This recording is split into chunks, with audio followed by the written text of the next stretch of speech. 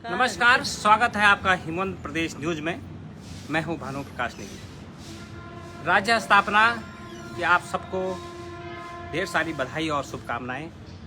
स्थापना की जो आज 23वीं वर्षगांठ पूरा उत्तराखंड हर्षोल्लास के साथ मना रहा है और इस उत्तराखंड को बनाने में जो सबसे बड़ी भूमिका रही है वो रही है महिलाओं की। और आज हमारे साथ इस मूवमेंट पे और इस पूरे घटनाक्रम पे और 23 साल के उत्तराखंड पे बातचीत के लिए भाजपा के महिला मोर्चा की प्रदेश अध्यक्ष और पूर्व केदारनाथ विधायक हमारे साथ मौजूद हैं, आशा नौटियाल जी। उनसे हम आपकी सीधी बातचीत आज दिखाने वाले हैं। मैडम जी, सवाल ये है कि उत्तराखंड 23 साल का आज हो चुका है और इस बीच जो है कई उतार चढ़ाव भी देखने को मिले हैं। राज्य की जो अवधारणा थी वो जो है एक महिलाओं के द्वारा जो जिस तरह से संघर्ष के बाद ये मिला है और आप भी एक महिलाएं हैं, विधायक का पद भी आपके पास रहा है। केदारनाथ जैसी जो है एक विकट भौगोलिक परिस्थितियों वाला जो विधानसभा क्षेत्र रहा है, ओवरऑल क्या कहना है आपको कि जो ये ओवरऑल समय रहा है, आपने किस तरह से देखा ये घटनाक्रम सारा? सबसे पहले तो आप सभी को मेरा नमस्ते और संपूर्ण उत्तराखंड वासियों को राज्य स्थापना दिवस की बहुत बहुत बधाई, शुभकामना। आज हम 23वां वर्षगांठ उत्तराखंड राज्य स्थापना की मना रहे हैं और इस अवसर पर मैं उन सभी महान शहीदों को नमन करती हूँ जिन्होंने इस राज्य को बनाने के लिए अपना सर्वस्व न्योछावर किया, अपने प्राणों की आहुति दे दी। उन सभी महान शहीदों को मेरा नमन है, वंदन है। और जहाँ तक राज्य में महिलाओं की भूमिका की बात है, आप सभी लोग जानते हैं और संपूर्ण देशवासी भी जानते हैं, उत्तराखंड वासी भी जानते हैं कि उत्तराखंड की नारी है छेड़ो तो चिंगारी है। जब ये नारा उस समय लगा था तो निश्चित तौर पर मातृशक्ति और उत्तराखंड की महिलाओं ने एक ऐसा मूवमेंट बनाया कि वो सारे देश में लोग देखते थे कि उत्तराखंड की महिलाएं गांव-गांव को छोड़ के, अपने घरों को छोड़ के, बच्चों को हाथ पर लेकर के अपना जो उनका रोज़मर्रा का जीवन होता है, चाहे उनके हाथ पे दरांती थी, चाहे वो जूड़ी दाथुली बोलते हैं हमारे उत्तराखंड में, वो लेकर भी अगर घास को जा रही हैं या कंडी सोल्टी लेकर के घास को जा रही हैं तो उसको लेकर भी वो आंदोलन में चले जाती थी। जहाँ पर रहती थी वहीं से अगर उनको बुलाया जाता था तो वहाँ से लेके वो चले जाती थी। तो निश्चित तौर पर महिलाओं की बहुत बड़ी भूमिका इस राज्य की स्थापना में रही है। मैं उन सभी बहनों को भी नमन और वंदन करती हूँ जिन बहनों ने गोलियां खाई, लाठी खाई और उनके साथ बहुत सारी बातें हुई हैं। उनको भी मैं नमन वंदन आज के इस शुभ दिन पर, शुभ अवसर पर करती हूँ कि उनके बलिदान के कारण ही आज हम उत्तराखंड राज्य की स्थापना का दिवस मना रहे हैं जी।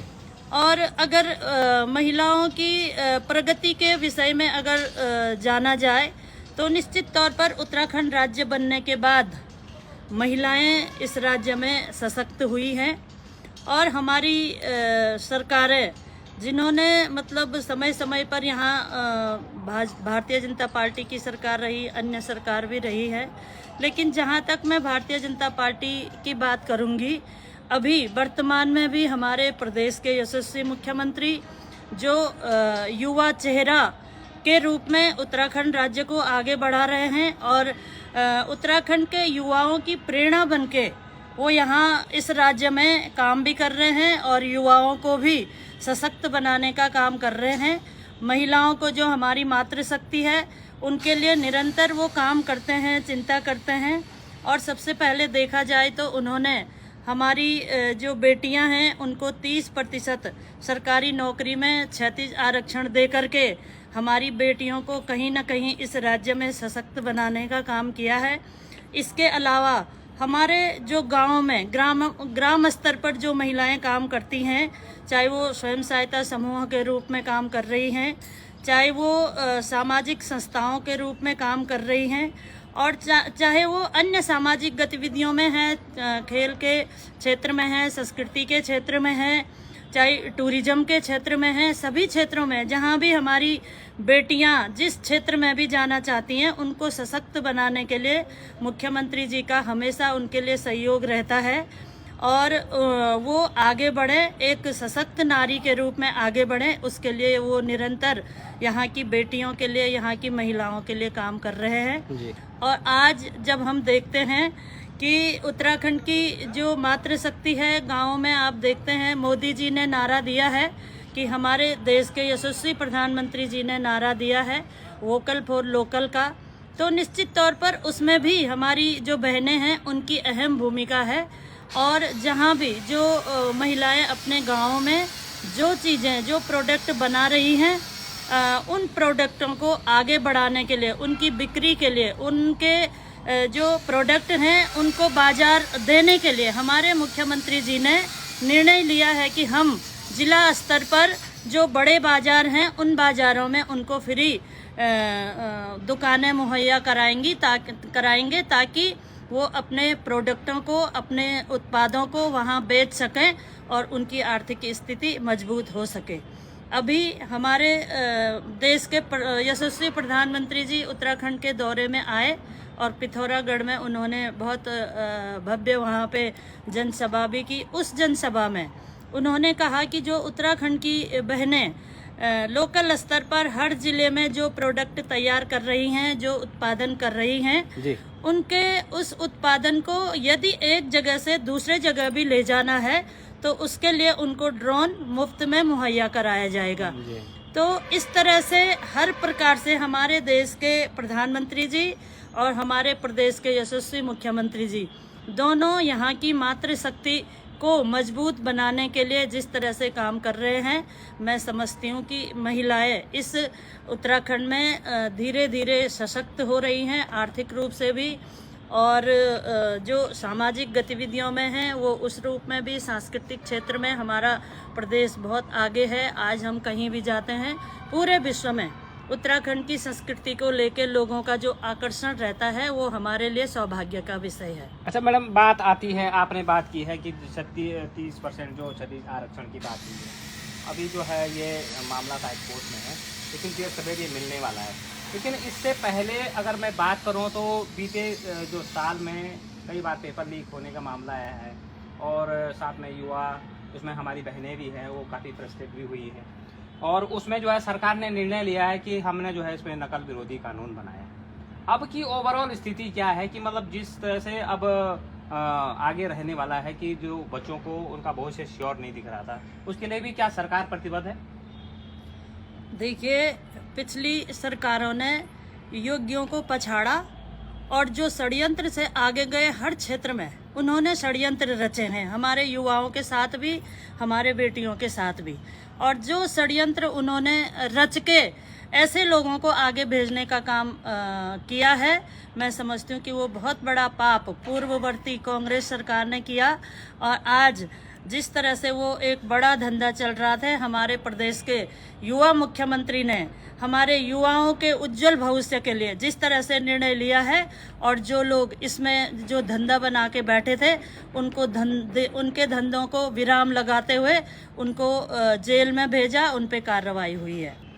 देखिए, आज तो राज्य स्थापना दिवस का हम त्योहार मना रहे हैं। हमारे राज्य की स्थापना आज के दिन पे हुई थी। पूरे प्रदेश में हर्षोल्लास के साथ सभी जनपदों में कार्यक्रम हो रहे हैं। महिला, पुरुष, युवा सब इस दिन को बहुत हर्षोल्लास से मना रहे हैं। मैं इस अवसर पर बहुत बहुत बधाई दूंगी सभी प्रदेशवासियों को राज्य स्थापना दिवस की। जी मैडम, और अब बात आती है बिहार के मुख्यमंत्री जो नीतीश कुमार जी हैं, उन्होंने महिलाओं के लिए अभद्र टिप्पणी की है और इसके लिए जो है आज प्रदेश भर में महिलाओं का जो है इनका विरोध चल रहा है, उनका पुतला दहन भी किया जा रहा है। क्या है पूरा मामला और आप लोगों का आगे क्या स्टैंड रहने वाला है?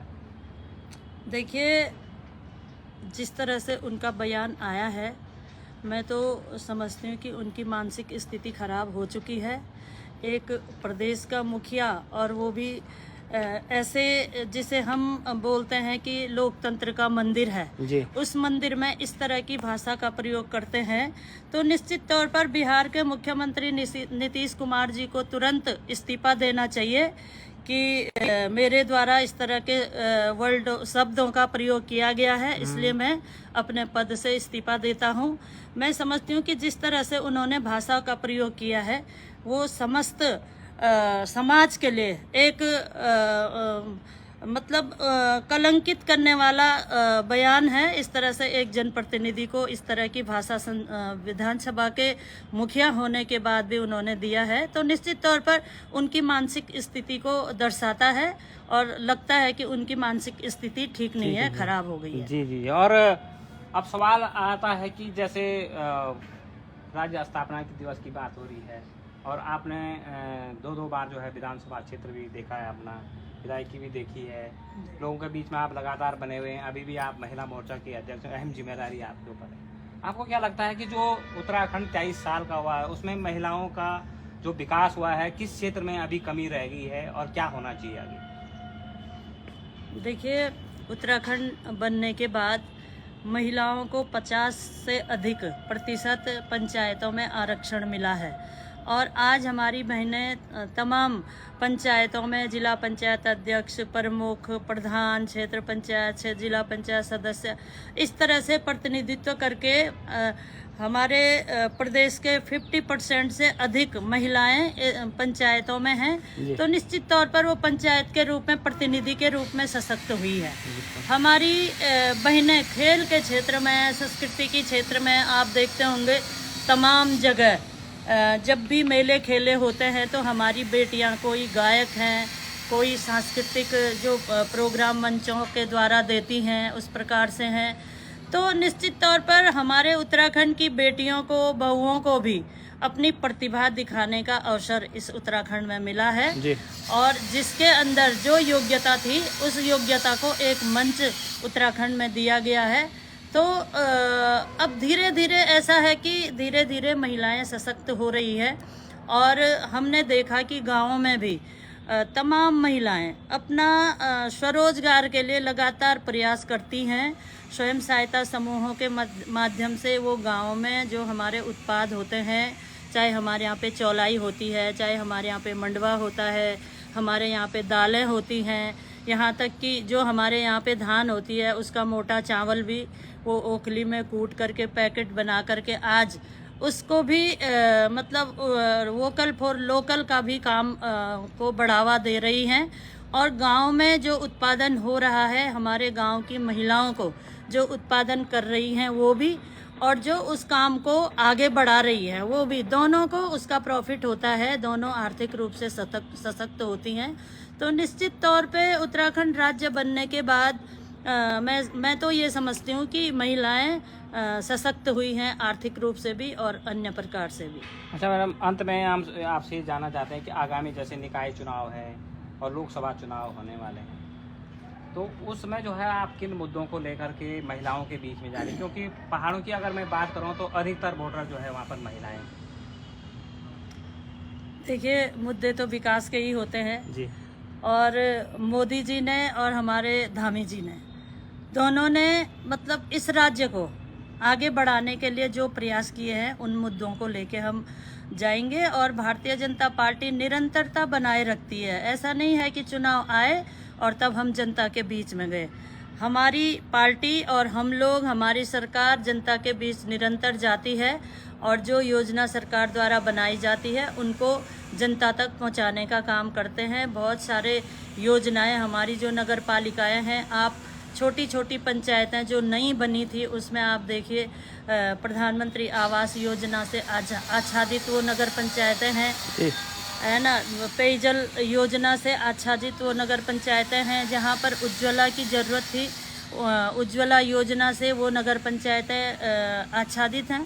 तो निश्चित तौर पर बहुत सारे ऐसे विकास के कार्य हैं, व्यक्तिगत भी कार्य हैं, विकास के भी कार्य हैं। उन कार्यों को लेकर के हम जनता के बीच जाएंगे और हमें भरोसा है कि इस युवा उत्तराखंड में युवा मुख्यमंत्री के साथ यहाँ की जनता खड़ी है और हम नगर पालिका और नगर पंचायतें जीत हासिल कर।